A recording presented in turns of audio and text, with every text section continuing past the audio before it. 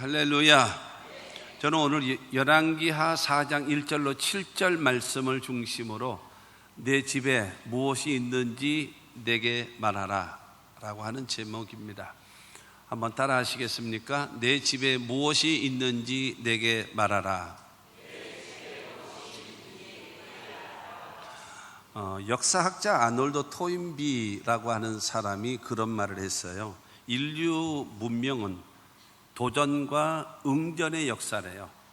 도전과 응전의 역사로 이루어졌습니다. 그런데 거기에서 이제 위기가 다가오고 어려움이 다가오고 큰 절망적 요소가 다가왔을 때에 여러분 도전과 응전으로서 그걸 잘 극복한 나라들은 흥왕하게 되어지지만 그 위기에서 굴복해버리게 되어지면 역사의 무대에서 사라져버린다는 거예요. 이 도전이라고 하는 것은 똑같은 이 어려움, 이 문제, 절망, 이 상황 속에서 다시 시작하는 것, 다시 일어나는 것, 다시 시도하는 것, 그것을 도전이라 할 수 있습니다. 그거는 말하자면 그런 내적인 거죠. 내적인 내 생각을 어떠하느냐.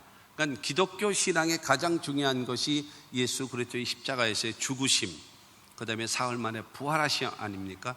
나를 위하여 죽으시고 나를 위하여 부활하신 예수를 믿음으로 구원함을 얻지 않습니까? 그처럼 여러분 죽음이라고 하는 것은 뭐예요? 끝난 거예요. 다 끝나고 이제 모든 것을 포기하는 겁니다. 그런데 기독교의 핵심은 무엇입니까? 부활이거든요. 부활이 무엇입니까? 부활이라고 하는 것은 지금 21세기의 표현으로 말한다면 다시 시작하는 거예요. 다시. 그게 뭐예요? 다시 재도전. 다시 도전. 그래서 끊임없이 도전. 그 다음에 응전이 있어야 됩니다. 응전이라고 하는 것은 바로 무엇인가 하면은 어려움이 다가오고 고통이 다가왔을 때에 주저하지 않고 그거와 맞부딪혀서 싸워서 이기는 겁니다. 싸워서 이기는 것.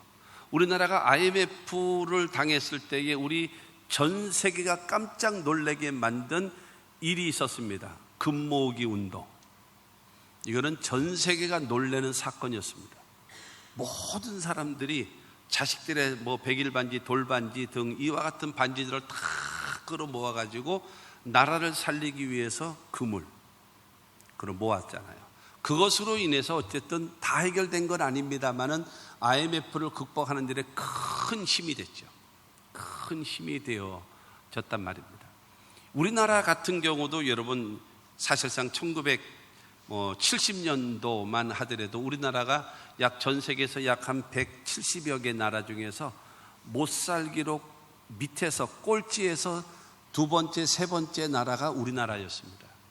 북한은 우리나라보다 3배나 잘 살았어요. 왜냐하면 일본이 북한에다가는 온갖 공장, 산업, 발전소 이런 거를 만들었어요. 근데 남한에서는 그걸 만들 만한 요소가 되지 않았기 때문에 오직 농사만 짓게 했습니다. 그렇기 때문에 우리 남한은 피폐합니다. 피폐. 농사만 짓는 거예요. 거기다 흉년까지 들었다 그러면 이게 절망적인 요소죠. 이제 북한에서 심지어는 여러분 어느 정도였었는가 하면은 여러분 거기에서 있는 그 공장에서 만들어낸 총을 가지고 6.25 때 우리한테 쏘면서 전쟁을 이룬 것이 북한이란 말이에요. 그래서 사실은 여러분 거의 1970년대 때만 하더라도 우리나라의 1년 예산 중에 상당한 그 금액을 미국에서 원조해 줬습니다. 원조. 미국에서 지원되지 않으면 우리나라가 운영이 안 되는 거예요. 전혀 운영이 되지 않았고, 여러분 심지어는 북한에서 전기를 주지 아니하면은 이 남한이 깜깜할 수밖에 없었어요. 왜냐하면 그 발전소에서 전기를 만들어서 남한에다가 보내줬기 때문에 우리가 거기서 쓰는 거예요. 지금은 우리가 만들어 가지고 오히려 북한에다가 줄 수 있을 만한 그런 이 원자력이 있고 그러기 때문에 여러분 힘이 있고 그렇습니다만은 그런 나라죠. 모든 나라들의 원조를 받고 지원을 받고 정말로. 근데 지금 꼴찌였던 그런 나라들은 지금도 꼴찌입니다.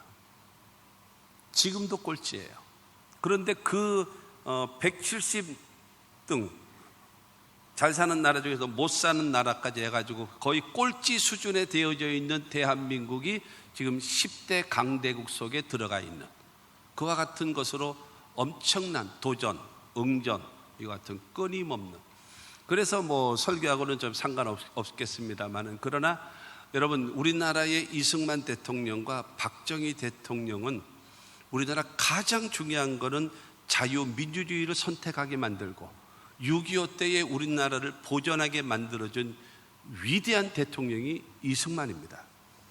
그리고 박정희 대통령은 이 가난하고 피폐하고 정말로 원조가 아니면 살 수가 없는 절망적 나라에서 여러분 살아날 수 있게끔 일으켜 세워주는 큰 역할을 해준 분이 박정희 대통령입니다. 그 당시에 야당의 지도자들은 지금 누구라고 얘기는 안 하겠는데 고속도로를 철강을 해야 되고 그 다음에 고속도로를 닦기 위해서 길을 하고 있었을 때에 그 지도자들은 여러분 도로 위에 누워서 불도저로 우리를 밀고 넘어가라, 그 비싼 차관 들여가지고 도로 닦고 앉았냐, 이런 사람이 지도자들이었어요. 그런 사람이 나중에 둘 다 대통령도 다 했습니다. 그런 사람이 여러분, 그런 사람이 그 당시에 대통령이 되어졌다면 우리나라는 절대로 발전하지 못했고 아직도 후진국을 면치 못했을 것입니다. 정말로 저는 그렇게 생각해요. 이승만 대통령과 박정희 대통령을 욕을 하는 사람은 대한민국에 살 자격이 없다라고 생각해요. 대한민국의 모든 혜택을 다 누리면서 잘못된 사상을 가지고 있으면 안 됩니다. 그건 절대로 안 되는 거예요. 모든 거를, 나는 그렇게 생각해요. 모든 거를 깨끗한 눈으로 보십시오. 정직한 눈으로 보세요. 여러분들은, 우리 교회에 속한 여러분들은 정치인들이 없어요. 정치하고 연관된 사람들이 없어요. 근데 왜 모든 해석을 정치적으로 하고 앉았습니까? 왜 정치적으로 보고, 그건 정치인들이 하게끔 내버려 두세요. 그리고 여러분들은 깨끗한 눈으로 모든 것을 보고 깨끗하게 들으시고 그러고 나서 대응하십시오. 여러분의 자식들도 잘못된 사고방식으로 여러분 자라게 하고 싶으십니까? 안 됩니다. 세계와 더불어 여러분 발벗고 나가야 되고, 세계 2040년도가 되어지면요, 미국의 그 경제학자들, 역사학자들에 의해서 여러분 말한 것입니다. 2040년도가 되어지면요, 전 세계에 영향력을 미치는 나라가 4개의 나라래요. 첫째가 미국이고, 두 번째가 독일이고, 세 번째가 터키고, 네 번째가 사우스 코리아, 대한민국입니다. 별로 기분 나쁘십니까? 여러분, 이것은 여러분 미국의 학자들이 하는 말입니다. 여러분, 그 정도로 발돋움 할 수 있는 나라, 우리나라가 대한민국이란 말이에요. 정말 잘합니다. 정치인들만 정신 차리면요, 대한민국은 다 잘 돼, 다 잘 돼. 정말 그런 것 같아요. 근데 어쨌든 중요한 거는 올바르게 바라보고, 그러니까 우리는 저력이 있잖아요. 도전 정신, 그 다음에 응전의 정신을 가져가지고 역사에서 사라질 수도 있는 상황에서 여러분 세계에서 부각을 나타내는 나라로 이렇게 발전하게 되어졌다는 겁니다. 할렐루야.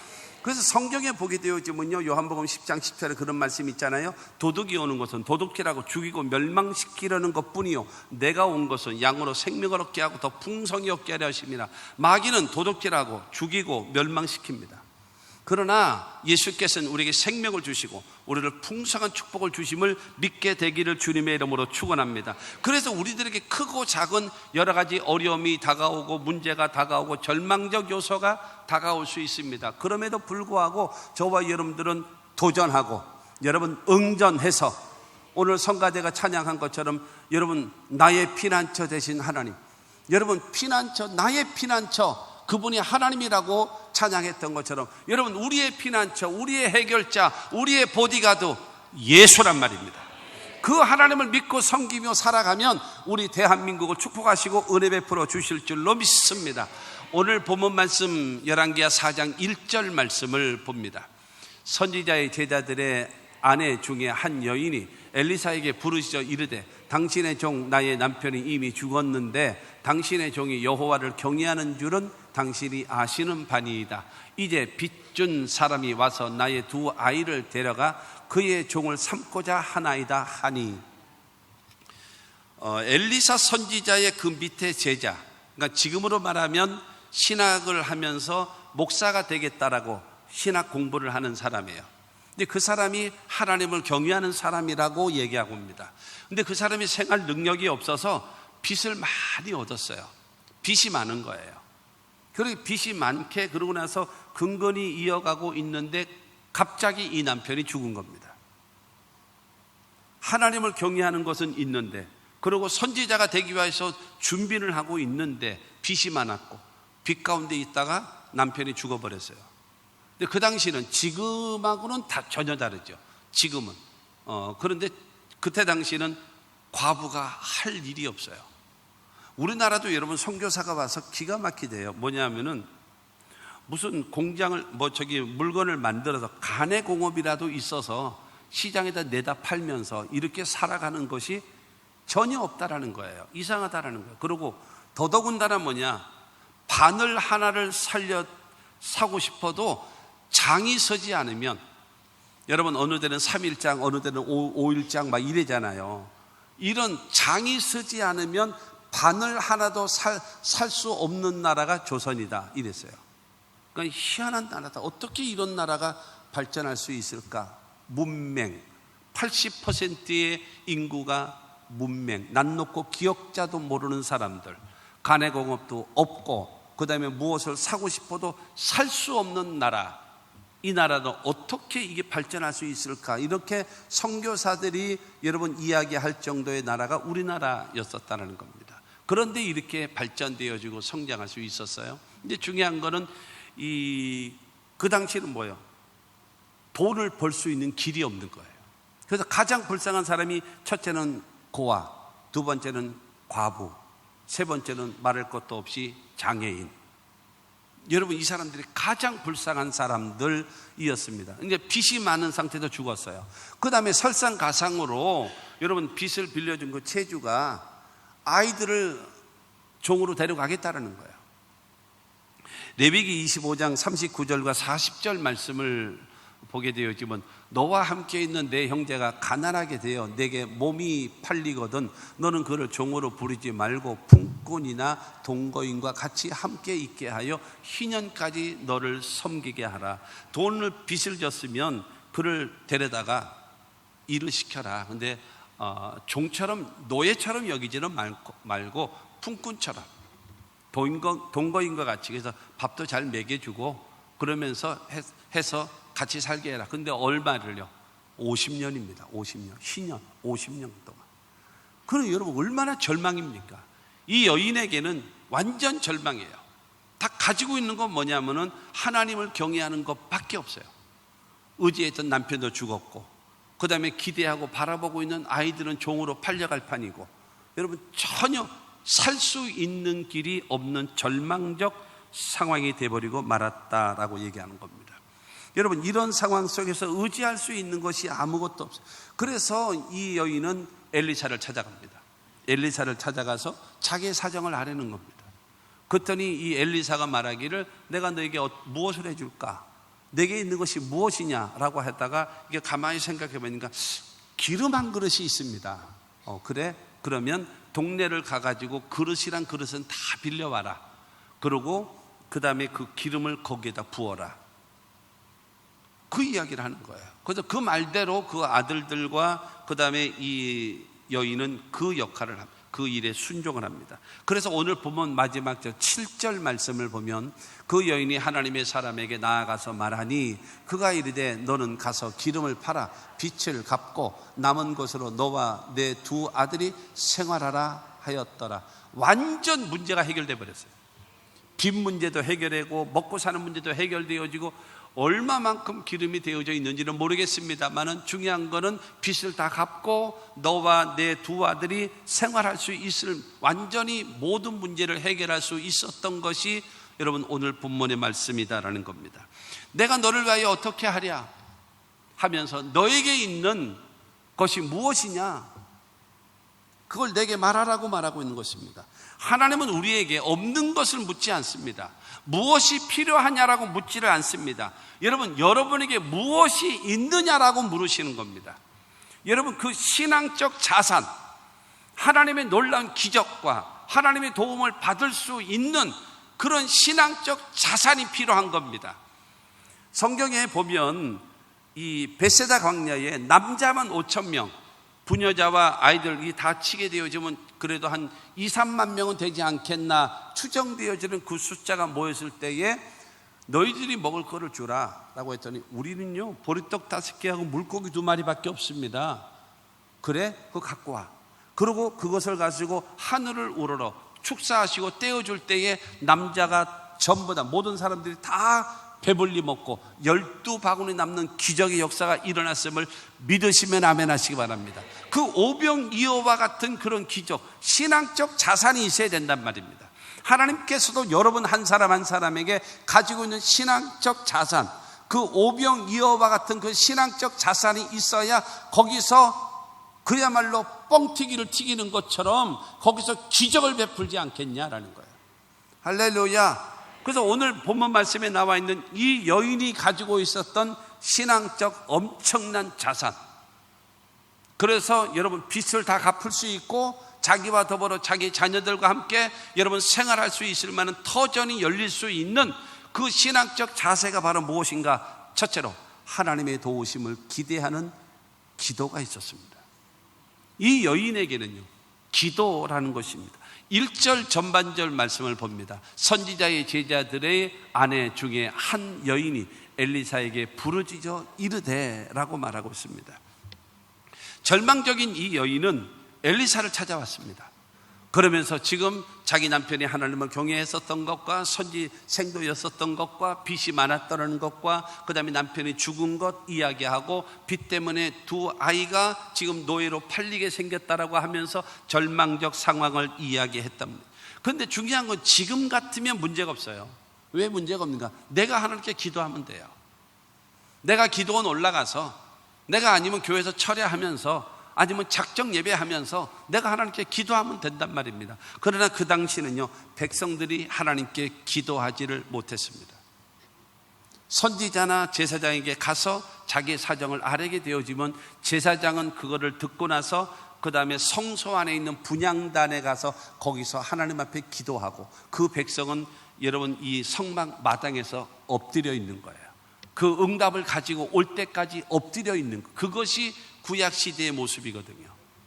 그런 상황에 있었을 때에 중요한 것은 이 여인은 엘리사를 찾아왔다라는 것은 바로 무엇인가 하면 하나님의 사람 엘리사를 찾아온 것은 하나님 앞에 온 것을 말하는 것이고, 그 다음에 엘리사에게 자기 사정을 아뢰었다라고 하는 것은 하나님께 기도했다라는 겁니다. 할렐루야.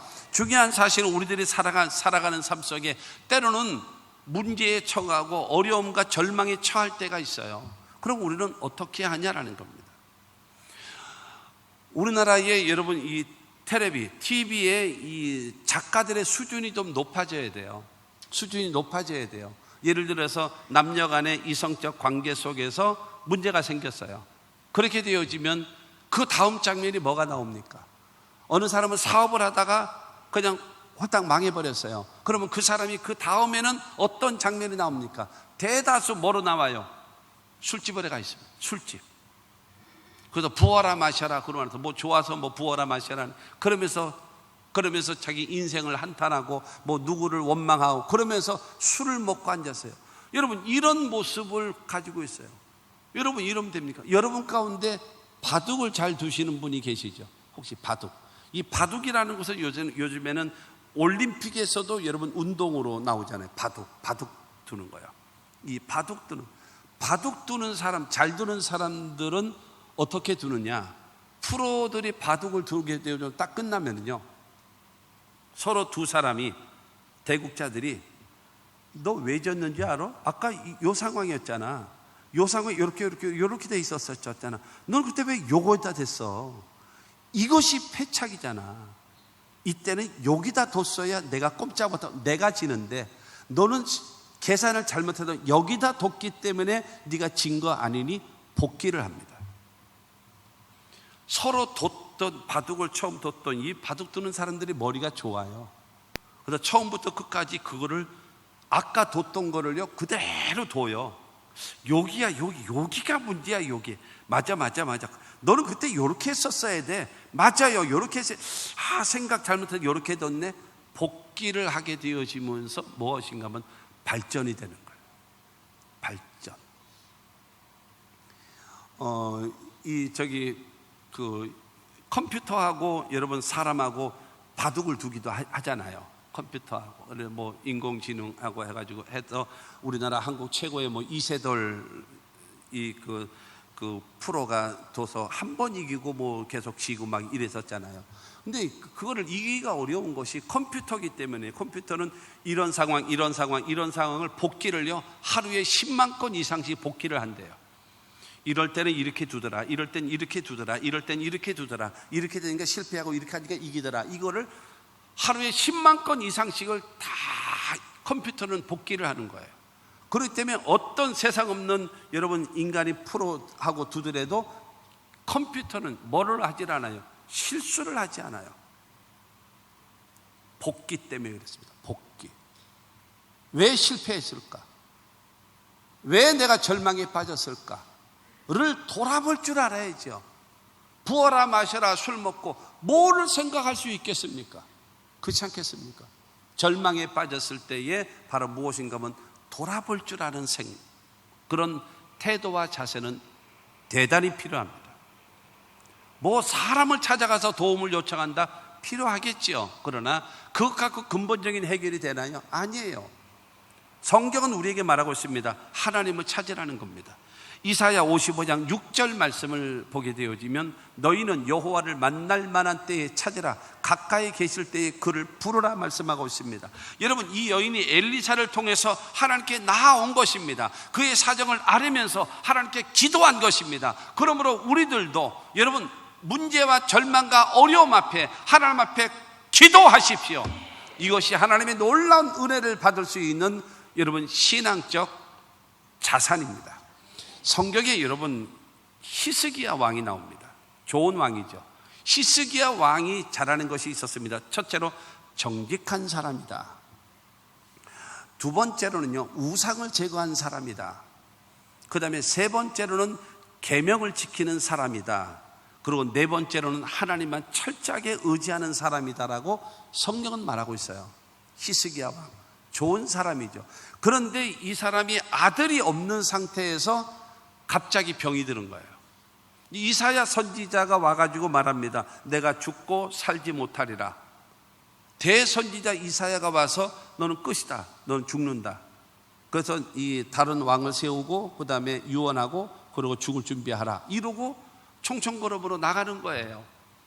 그럴 때 여러분 그 이사야는 그 상황 속에서 어떻게 했는가 하면 열왕기하 20장 2절과 3절 말씀입니다. 히스기야가 낫을 벽으로 향하고 여호와께 기도하여 이르되 여호와여 구하오니 내가 진실과 전심으로 주 앞에 행하며 주께서 보시기에 선하게 행한 것을 기억하옵소서 하고 히스기야가 심히 통곡하더라. 여러분 히스기야 그 절망적 상황에서 그의 얼굴을 어디다 돌렸는가 하면 사람을 찾는 것이 아니에요. 의사를 찾는 것이 아니에요. 벽을 향하여 하나님만 바라보는 거예요. 하나님만 바라보면서 하나님께 기도하는 것입니다. 그러면서 하나님께 기도하기를 하나님 내가 진실과 전심으로 하나님 앞에 행하지 않았습니까? 진실과 전심으로 내가 왕으로서의 역할을 다 했습니다. 그리고 두 번째로 내가 하나님 앞에서 선하게 여기시는 것, 내가 우상을 제거하지 않았습니까? 내가 정직하게 살지 않았습니까? 하나님 앞에 선하게 행한 것을 기억하옵소서 하면서 눈물로 통곡하며 기도했다라고 성경은 말하고 있는 거예요. 할렐루야. 그래서 성경은 말합니다. 하나님께서 히스기야의 눈물을 보셨고 두 번째는 기도를 들으셨다 하면서 이사야가 그 이야기를 당신은 죽고 살지 못합니다 라고 말하고 총총걸음으로 가고 있는데, 말하자면 우리 교회가 여러분 그 예루살렘 성이라고 얘기하면은 우리 교회 저 정문 앞에도 나가기도 전에 하나님께서 이사야에게 응답하시는 겁니다. 너희 유대 나라의 왕 히스기야에게 가서 말하라. 뭐라고 할까요? 내가 내 눈물과 내 기도를 들었노라. 그러므로 첫째, 너는 병에서 낫게 하리라. 두 번째로는 3일 안에 성전 안에 올라가서 나를 섬기게 될 것이다. 세 번째로 너는 생명을 15년을 연장시켜 주리라. 네 번째로 너희 나라를 쳐들어온 지금 아수르 나라 이 외세를 내가 다 몰아내 주리라 하셔서 여러분 히스기야는 여러분 하나님의 응답을 받고 즉시로 해결되어지는 그 역사가 있어졌음을 믿으시기를 바랍니다. 중요한 것은 신앙적 자산입니다. 그 자산 중에 가장 큰 것이 바로 무엇입니까? 하나님의 도우심을 기대하는 기도. 앞이 캄캄할 때 기도 잊지 마세요. 기도를 왜 잃어버리십니까? 기도를 왜 잃어버리십니까? 옛날에는 돈이 없었어요. 돈 있는 사람이 많지 않았어요. 그렇기 때문에 병들기도 하고 어려움이 다가게 되어지면 하나님 앞에 와서 매일마다 울고 하나님 앞에 살려달라고 기도하는 사람이 많이 있었습니다. 요즘에는 안 와요. 왜 안 오는가? 카드가 있거든. BC 카드, 국민 카드, 삼성 카드, 또 뭐가 있지? 대기업도 몇 군데 더 얘기해 줘요. LG 카드. 이 카드는 외상이면 소도 잡아먹는다고. 그 소가 나중에는 내가 신장을 팔아야 될지 간을 잘라내야 될지 모를지라도 어쨌든 당장 문제는 해결될 수 있잖아요. 그리고 카드 대출까지도 또 해주네요. 나중에 어떤 상황이 벌어질지 몰라도 여러분 이러다 보니까 급한 것이 없어. 나중에 이게 골마 터지게 되어지면 그때 돼서 와서 주여 주여 죽겠습니다 살려달라고 애걸복걸하는 사람은 있어도 이게 안 된단 말이에요. 사랑하는 성도 여러분, 성경은 말하고 있습니다. 하나님을 의지하라는 겁니다. 시편 146편을 통해서 귀인들을 의지하지 말며 그 사람들을 의지하지 말라는 거예요. 그 호흡이 끊어지면 그 모든 도모했던 것이 다 소멸된다. 시편 146편 5절 말씀에 보게 되어지면 야곱의 하나님을 자기의 도움으로 삼으며 여호와 자기 하나님에게 자기의 소망을 주는 자는 복이 있다고 하십니다. 하나님께 나와서 하나님 앞에 기도하며 살아가는 사람은 복 있는 사람이라고 성경은 말하고 있는 겁니다. 그러므로 사랑하는 성도 여러분, 우리 모두 아름다운 여러분 이 자산 하나님께 기도하는 에스겔 36장 37절 말씀을 보십시오. 주 여호와께서 이같이 말씀하셨느니라. 그래도 이스라엘 족속이 이같이 자기들에게 이루어 주기를 내게 구하여야 할지라. 내가 그들의 수요를 양떼같이 많아지게 하되. 이스라엘 백성들이 지금 바벨론의 포로 생활하고 있는데 에스겔 선지자가 예레미야 선지자가 말하지 않았느냐? 70년 후에 너희가 돌아오게 될 것이라고 하지 않았느냐? 그러므로 조금만 참아라. 70년이 되어지면 하나님께서 너희를 귀한 너희에게 해방이라는 두 글자를 얻게 해주실 것이다 라고 이야기를 하면서 그래도 이스라엘 족속이 이 말씀이 이루어지기 위하여 기도해야 된다라는 거예요. 여러분 인격과 인격과의 관계는 기억하십시오. 인격과의 인격 관계는요 반드시 상호 존중입니다. 상호 존중. 이리 와 내가 도와줄게. 일방적으로 그런 일은 없습니다. 하나님은 인격자이시고 우리를 인격자로 만들어 놓으셨기 때문에 인격자이신 우리가 인격자이신 하나님께 구하면 하나님께서 우리 기도를 들으시는 거예요. 그러므로 사랑하는 성도 여러분, 기도를 잃어버리지 말고 살아가는 우리 모두가 되기를 바랍니다. 두 번째로는 기름이 있었어요. 기름. 그 기름을 발견한 거예요. 생각하는 겁니다. 2절 말씀을 봅니다. 엘리사가 그에게 이르되 내가 너를 위하여 어떻게 하랴? 내 집에 무엇이 있는지 내게 말하라. 그가 이르되 계집종의 집에 기름 한 그릇 외에는 아무것도 없나이다 그랬습니다. 이 과부는 엘리사에게 그 사정을 아뢰자 엘리사가 말하는 거잖아요. 내게 뭐가 있냐? 너한테 있는 게 뭐냐? 무엇이 필요하냐? 말하지 않았어요. 무엇이 없느냐? 말하지 않았어요. 뭘 도와줄까? 말하지 않았습니다. 너에게 있는 것이 무엇이냐? 하나님이 기적을 베푸시고 하나님이 도와주시려면 도와줄 수 있는 뭐요? 도화선. 그 옛날에 우리가 쓰던 펌프를 할 때에 펌프질을 할 때에 그 뭐요? 마중물이라고 하잖아요. 그럴 때 한 바가지로 물을 붓고 여러분 이 펌프질을 하면 이 정말로 희한하죠. 이렇게 해가지고 이 압력이 해서 그다음에 물을 빨아 당기는지는 몰라도 마중물 한 바가지를 붓고 나서 뽐뿌질을 하게 되어지면 그다음에 금방 묵직해지더니 칵 하면 물이 콸콸콸 쏟아 나오잖아요. 마중물 역할. 하나님이 우리에게 도와주실 수 있는 마중물 역할을 할 수 있는 것이 있어야죠. 하나님은 그것을 찾는 것입니다. 내 집에 무엇이 있는지 내게 말하라. 생각해보니까 이것도 없고 저것도 없고 저것도 없고 없는 거 얘기하려면 말할 게 많은데 있는 걸 말하려니까 이게 도대체 할 게 없네. 생각해보니까 뭐가 없어요? 아무것도 없어요. 옛날에 우리가 여러분 필리핀에 우리가 선교하러 다니고 그럴 때 저하고 같이 다니셨던 분, 특히 이제 뭐 저기 그 교회를 짓고 뭐 이런 데는 그럴 때 다닐 때는 별로 못 보지만은 바세코 지역 같은 그야말로 쓰레기를 뒤지면서 사는 집, 그런 집들도 가서 밥을 해서 뭐 죽을 해주고 해서 나눠주고 뭐 이런 것도 하지 않았습니까? 그럴 때 여러분 거기서 뭐 했는가 하면 집들을 방문했었어요. 그리고 전도도 하기도 하고 그거 했었습니다. 거기 갈 때 그 집들에 뭐가 있나요? 장롱이 있고 냉장고가 있고 그 다음에 세탁기가 있고 그 다음에 싱크대가 있고 돼 있나요? 아무것도 없어요. 방에 들어가도 아무것도 없어요. 사과 개짝 같은 거 몇 개 이렇게 세워져 있고 거기에 그냥 온 가족이 여러 명이 살고 있는데 거기에 옷 다 그냥 몇 개 들어가 있으면 그것이 끝. 부엌에 들어가면 진짜 가스레인지가 어디 있습니까? 아무것도 없어요. 나뭇가지 주워다가 거기다 돌 올려놓고 거기다가 냄비 같은 거 올려놓고 거기다 뽀글뽀글 해서 해먹어요. 이집트 가면 어떤지 아십니까? 낙타똥 있잖아요. 낙타똥을 갖다 놓고요 그거를 말려요. 그래가지고 그거를 숯불처럼 거기다가 불을 붙여가지고 음식을 해먹습니다.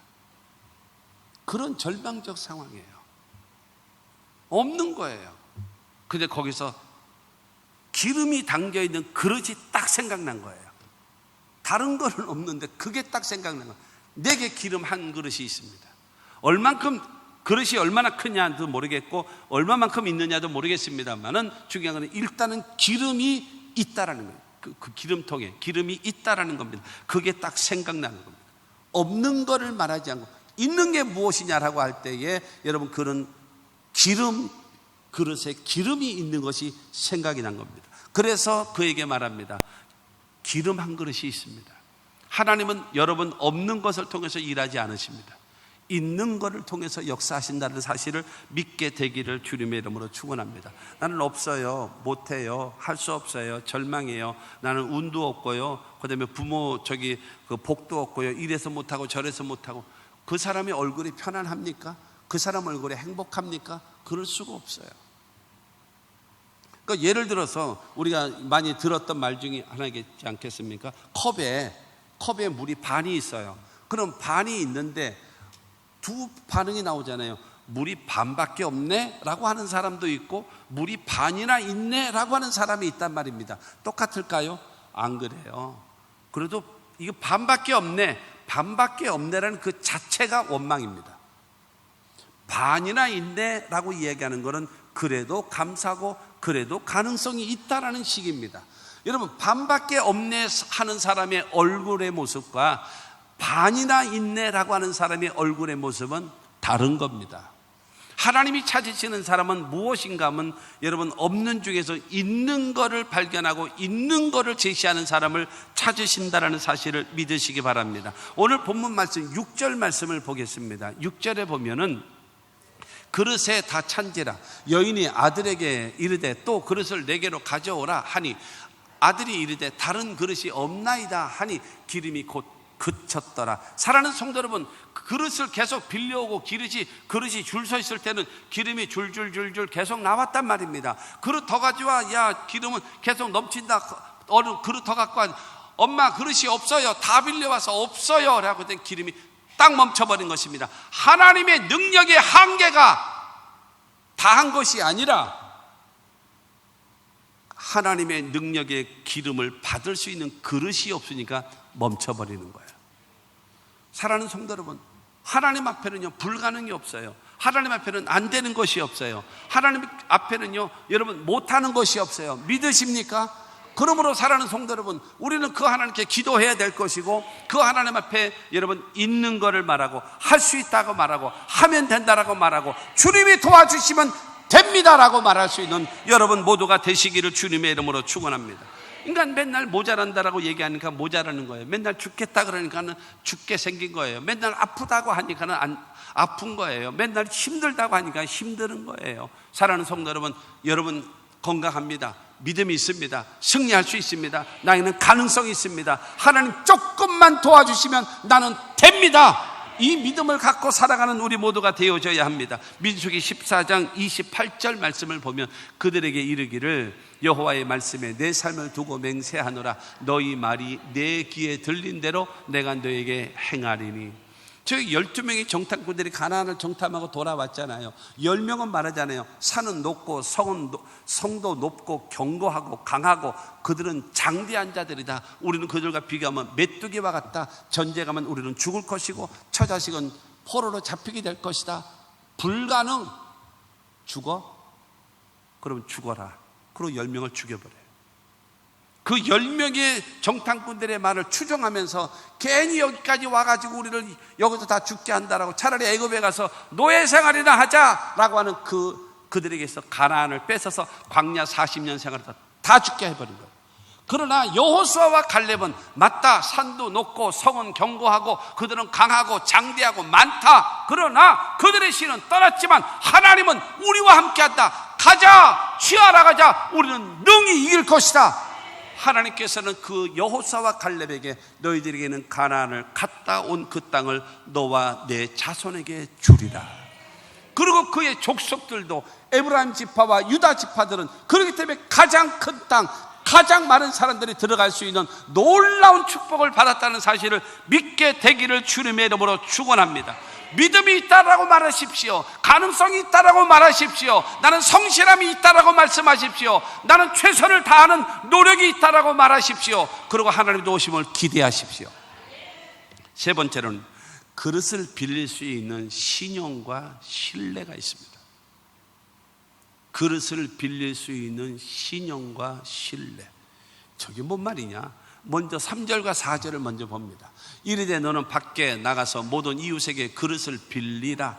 빈 그릇을 빌리되 조금 빌리지 말고 너는 내 두 아들과 함께 들어가서 문을 닫고 그 모든 그릇에 기름을 부어서 차는 대로 옮겨 놓으라 하니라. 너는 아들들 내보내서 동네방네 다 돌아다니면서 그릇이란 그릇은 다 빌려가라. 바켓스도 좋고 세숫대야도 괜찮고 주전자도 괜찮고 냄비도 괜찮고 솥단지도 괜찮고 공기도 괜찮고 컵도 그릇이란 그릇은 다 빌려 갖고 와라.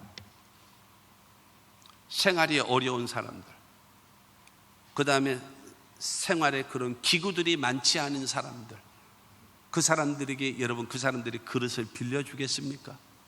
조금 이따 저녁 먹어야 되기 위해서는 그 그릇이 당장 또 필요한데, 물을 떠오려면 또 그 주전자가 필요하고 물통이 필요한데 그릇을 빌려주겠습니까? 더군다나 지금 그릇을 빌리러 온 사람이 누구예요? 빚만 잔뜩 져 있는, 그리고 남편도 죽고 그 다음에 아들들도 노예로 팔려갈 수밖에 없는 그런 절망적 상황이 있는 이 사람들이 하는 선택 중에 하나가 뭔지 아십니까? 야밤도주라는 거예요. 그렇잖아요. 야밤도주. 이런 사람에게 그릇을 빌려주겠습니까? 그릇 빌려가면 이것 채로 다 가져갈 텐데. 그러나 이 여인에게 뭐가 있다라는 거예요?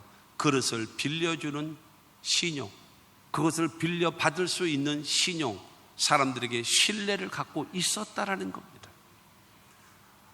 하나님의 도움의 손길은 반드시 기억하십시오. 사람입니다. 하나님이 나를 도와주시려면 하나님이 나를 축복하시기를 원한단 말이에요. 그런데 내 주변에 있는 사람들이 다 나를 미워하고 나를 욕하고 있고, 저거는 내가 돈을 만졌다만 준다고 해도 내가 저놈은 못 믿어 라고 할 정도로 신뢰가 깨지면 사람들이 나를 도와줄 수 있겠습니까? 아무리 하나님께서 나를 도와주고 싶으셔도 내 주변에 있는 모든 사람들이 나를 욕하고 비난하고 여러분 저주하고 있다면 하나님의 도움의 손길이 나타날 수가 없을 것입니다. 그릇을 빌릴 수 있는 신용, 빌려줄 수 있는 신뢰, 서로 이 관계라는 것은 대단히 중요한 것입니다. 여러분, 신용이라고 하는 것은 뭐예요? 사회적인 자산입니다. 신용을 잃어버리면 끝나는 거예요. 여러분, 은행에서 돈을 빌려서 사업을 하고 돈을 빌려서 일하는 사람은요, 존경할 만한 사람이에요. 왜요? 돈을 빌려 쓰는 사람이 능력 있는 거예요. 돈을 빌려 쓸 수 있는 사람이, 그렇지 못한 사람은 만졌다 준다 그래도 절대로 안 줘요. 절대로 안 빌려준단 말입니다. 그처럼 여러분, 신용과 신뢰를 우리는 잃어버리면 절대로 안 된다. 나는 혹시 여러분 하나님 앞에, 그 다음에 신앙적으로, 그 다음에 생활과 너무 분리해서 살아서 사람들 앞에 이중적 모습을 보임으로 인하여 나를 신뢰하지 않는 것은 아닌가? 고치셔야 합니다. 그 사람의 삶의 스타일을 고치셔야 합니다.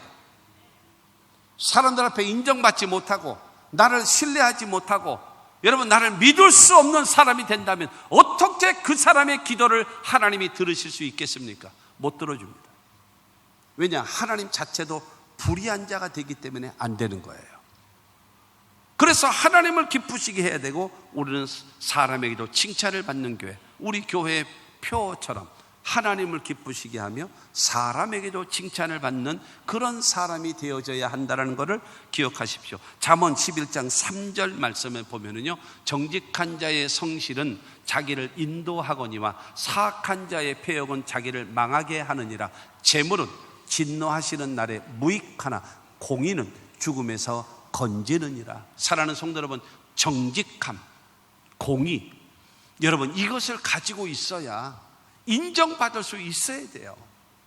그래야지만이 하나님이 나를 축복하실 수 있는 겁니다. 창세기 39장에 나와 있는 사건 중에 하나가 요셉이라는 사람이 노예 아닙니까? 노예.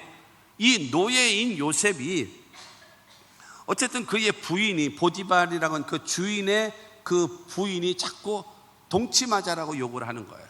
그래서 하나님 앞에 죄고, 그 다음에 보디발이라는 그 주인이 나에게 당신과 당신 자녀들은 관리할 수 있는 권한을 주지 않았습니다. 모든 재산을 관리하라고 했지, 이런 거거든요. 그러면서 하는데 어느 날은 다른 종들은 다 밖에 있고 그 보디발의 부인만 집에 있었고, 그 다음에 불가피하게 요셉이 집으로 들어갈 수밖에 없는 일이 딱 생긴 거예요. 그래서 요셉이 들어가자 집에 아무도 없다, 나하고 동침하자 하고 여러분 요구하는 겁니다. 그러면서 옷을 벗긴 거예요. 그래서 내가 죄를 범하는 것입니다 라고 얘기하면서 도망가는 거예요. 도망을 가는데 여러분, 이 지금도 마찬가지입니다만 특히 옛날에는요, 여러분 남자가 겉옷을 딱 벗겼다 그러면 속에 와이셔츠가 있고 속에 네이가 있지 않겠습니까? 라고 하는 거는 여러분이 그렇게 입은 거고, 옛날 사람들은 바로 딱 겉에 옷을 벗는 순간 100% 알몸입니다. 그래서 소리가 나는 겁니다. 저놈 잡아라 하고 소리 나는 거예요. 그래서 밖에서 일하던 종들이 집을 향하여 딱 봤는데 어떤 일이 이루어지는가? 요셉은 빨가벗고 뛰고 앉았고, 그 다음에 보디발의 부인은 그 요셉의 옷을 붙잡고 저놈 잡아라 하는 거예요. 빼도 박도 못하는 현행법이 딱 돼버린 거예요. 아주 죽지 않을 만큼 그냥 얻어맞고 묶여있고 있는 거죠. 저녁 때 이 보디발이 집에 들어왔더니 난리가 난 겁니다. 당신이 좋아하는 저 시부리 노예 저놈이 나를 겁탈하려고 했고, 내가 소리 질렀더니 저놈이 빨개벗은 채로 지금 도망갔다. 그래가지고 이 종들이 잡아가지고 저를 한 거다. 그러니까 보디발이 야 이게 맞냐 그랬더니 이 밖에서 일하다가 본 애들이 뭐라 그랬어요? 맞습니다. 사모님 하신 말씀이 딱 맞아요. 그래? 라고 했는데 보디발은 자기 부인의 말보다 노예인 요셉의 말을 더 믿었다라는 사실은 소름 끼치는 일입니다. 소름 끼치는 일이에요. 그러니까 어느 분이 그러더라고요. 감옥에 있었잖아요. 예를 들어서 우리 지금과 같은 경찰서 감옥에 있다면 그 요셉은 죽습니다. 보디발이 여러분, 자 없던 거로 하자, 야 그냥 해프닝으로 끝나고 그냥 없던 거로 하자 되어버리고 보디발 그 다음날 출근하죠. 저녁 때 오면은 요셉은 흔적도 없이 죽어버립니다. 그리고 만약에 지역에 있는 경찰서나 군인이라든가 그런 데다가 맡겨서 감옥에다 쳐넣으라고 했다면 오게 되어지면 요셉이 없고 그는 죽었을 겁니다. 왜냐? 보디발의 왕의 시위대장이 부인이에요. 그런 권력 없겠습니까? 데리고 와. 얼마든지 데리고 올 수 있어요. 그러면 그 부인을 따르는 종들이 그를 때려 죽이는 거죠. 그것도 하나 있습니다. 여러분, 이 감옥에 있는 거 보면 죄가 죄진 거 아니냐? 여러분, 옛날부터 마찬가지입니다. 우리나라도 마찬가지였어요. 노예가 쌍놈이 죄를 지면 멍석 말아가지고 때려 죽입니다. 그리고 길에다 산에다가 던져버려요. 짐승이 뜯어먹으라고. 그것이 현실입니다. 그래서 보디발은 어디다가 요셉을 집어넣습니까? 정치범 수용소. 왕의 정치범 수용소예요. 이건 누구도 빼내지를 못해. 왕이 죽기 전에는 절대로 누구도 빼낼 수 없는 정치범 수용소에다 딱 집어넣는 거예요. 그래서 나중에 애굽의 국무총리가 될 수 있는 길이 열려지는 거죠.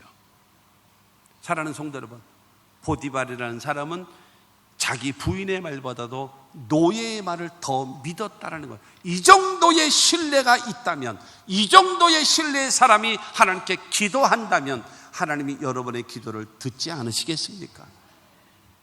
우리는 그처럼 여러분 신용사회입니다. 신용을 잃어버리면 끝나는 겁니다. 하나님 앞에도 마찬가지고 누구 앞에서도 마찬가지입니다. 누가복음 7장 4절과 5절 말씀에 보면 이에 그들이 예수께 나와 간절히 구하여 이르되 이 일을 하시는 것이 이 사람에게는 합당하니이다. 그가 우리 민족을 사랑하고 또한 우리를 위하여 회당을 지었나이다. 여러분, 이 로마의 백부장 그 사람과 유대의 지도자 장로들하고는 원수지간입니다. 그런데 이 백부장의 집에 하인이 중풍병으로 쓰러졌기 때문에 예수님의 도움을 받아서 내 하인이 낫기를 원해요. 그래서 내가 감히 나갈 수는 없고, 그러므로 유대 장로들이시여 당신이 가서 예수께 요청을 해 주시오 라고 했어요. 그래서 이 장로들이 예수께 와서 하는 말이 이 사람이 요구를 들어주시는 게 좋겠습니다. 왜? 물어봅니다. 왜? 라고 할 때 그 백부장이라는 사람이 우리 민족을 사랑합니다. 첫째.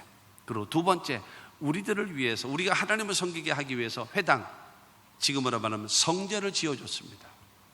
그러므로 이 사람 도와주시는 것이 합당하다라고 여겨집니다. 인정받는 거예요. 나를 위해서 주변의 모든 사람들이 인정해주고, 나를 위해서 주변의 사람들이 추천해주고, 나를 위해서 모든 사람들이 나를 격려해준다면 내 앞길은 열려지지 않겠습니까? 신용과 신뢰를 잃어버리면 안 됩니다. 다시 말씀드리죠. 하나님의 도움의 손길은 사람입니다. 그 사람과의 관계가 여러분 잘못되어져 버리면 하나님의 도움의 손길이 오기가 어렵습니다. 이 관계를 반드시 유지해야 됩니다. 마지막 네 번째로 순종이 있었습니다. 순종. 첫째가 뭐였어요? 하나님의 도움을 기대하는 기도. 두 번째는 무엇입니까? 없다라고 얘기하지 않고 있는 것, 기름을 말했죠. 세 번째는 뭐가 있어요? 그릇을 빌릴 수 있는 신용과 신뢰. 그리고 네 번째가 무엇입니까? 그 엘리사를 통해서 주시는 그 말씀에 순종하는 거예요. 순종. 오늘 보면 5절과 6절입니다. 여인이 물러가서 그의 두 아들과 함께 문을 닫은 후에 그들은 그릇을 그에게로 가져오고 그는 부었더니 그릇에 다 찬지라. 여인이 아들에게 이르되 또 그릇을 내게로 가져오라 하니 아들이 이르되 다른 그릇이 없나이다 하니 기름이 곧 그쳤더라. 엘리사의 말대로 여러분 이 과부의 아들들은 동네방네 다니면서 그릇을 빌려오는 거예요.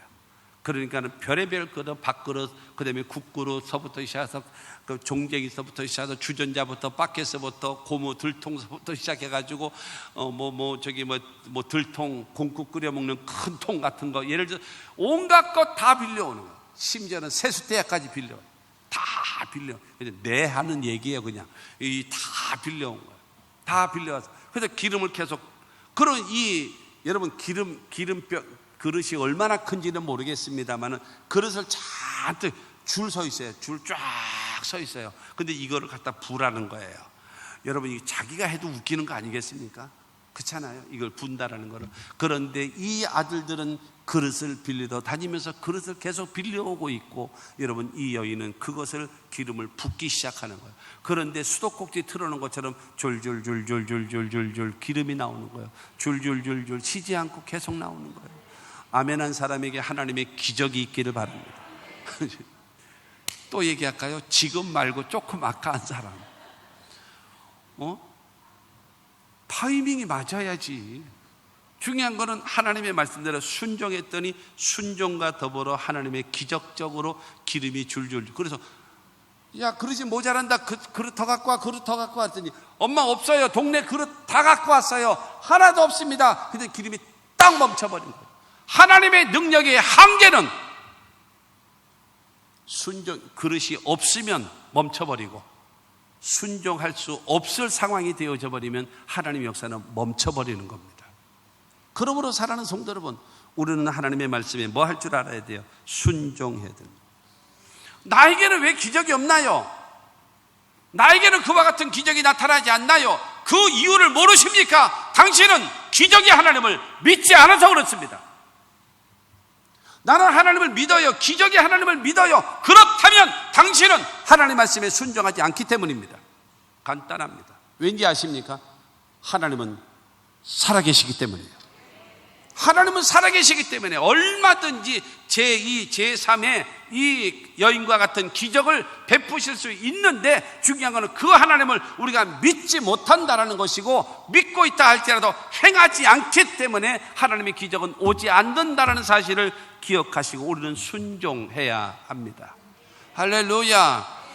여러분, 그 성경에 보면은 나만 장군이 나오잖아요. 나병 환자가 치료받기 위해서 엘리사를 찾아왔는데, 요단강에서 7번 목욕하세요. 그러면 당신의 살이 낫습니다. 그럴 때에 나아만은 노발대발 하잖아요. 내가 지금 이 더러운 물에 씻으러 온 줄 아냐 하면서 막 노발대발 하잖아요.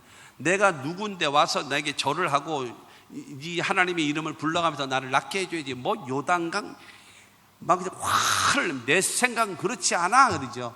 그때 옆에 있었던 부하들이 각하, 그냥 가시면 죽어요. 씻읍시다.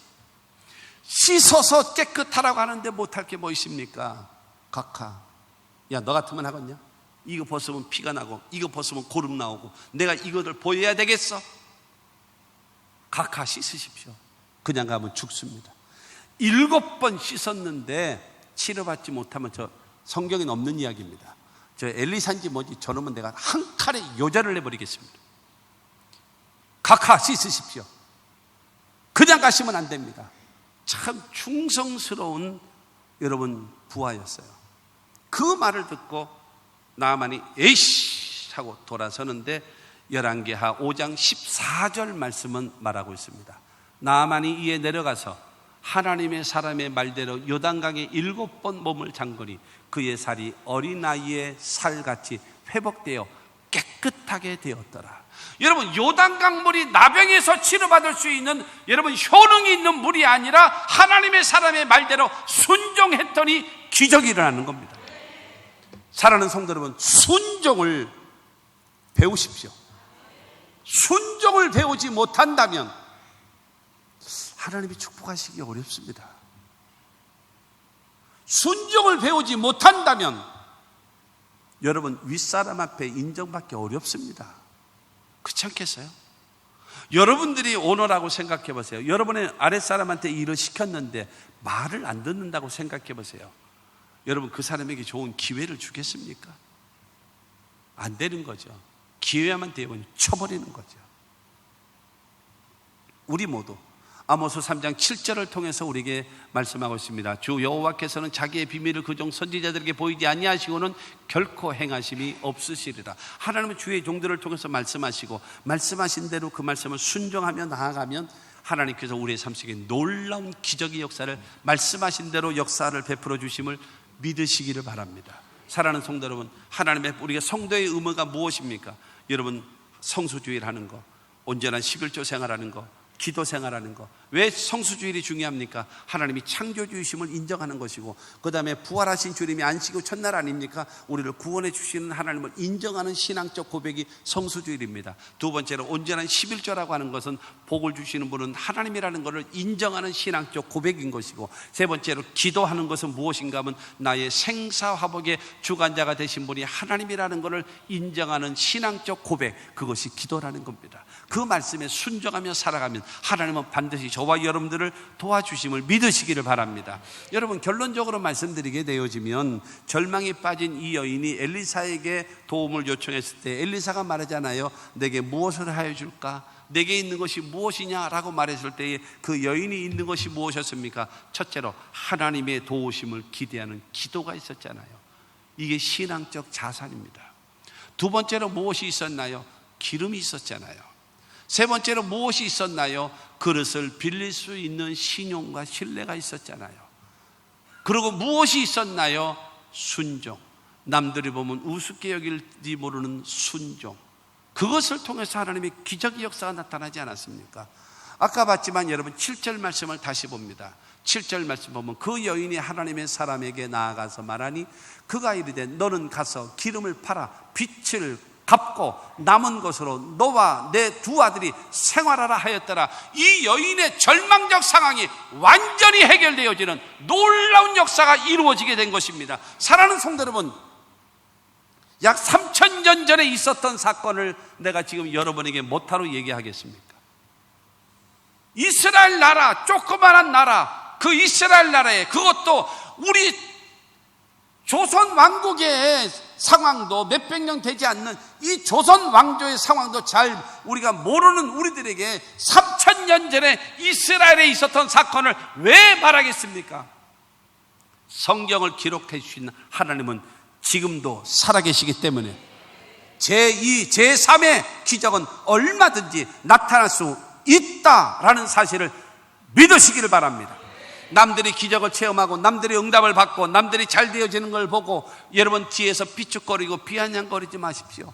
여러분들도 이 여인과 같이 신앙적 자산을 가지십시오. 하나님께 기도를 갖고 그 다음에 하나님 앞에 기름을 없는 것 말하지 말고 있는 것을 말하고 그 다음에 그릇을 빌릴 수 있는 신용과 신뢰를 갖고 그 다음에 하나님 말씀에 아멘하고 순종하면 당신이 기적의 주인공이 될 것입니다. 그렇게 살아가셔야 하나님이 우리를 통해서 살아계신 하나님의 역사를 나타내 보여주실 것입니다. 어물점 망신 꼴뚜기가 시킨다고 내가 신앙이 없고 무기력하고 무능해서 하나님의 영광도 땅에 떨어지고 우리도 믿는 것이 안 믿는 것이 아무것도 아니고 이렇게 애매모호하게 되지 말고 나로 인하여 하나님은 영광을 받으시고 우리는 기적을 체험하고 나로 인하여 많은 사람이 여러분 예수를 믿고 하나님을 섬길 수 있는 기적의 주인공들이 됩시다.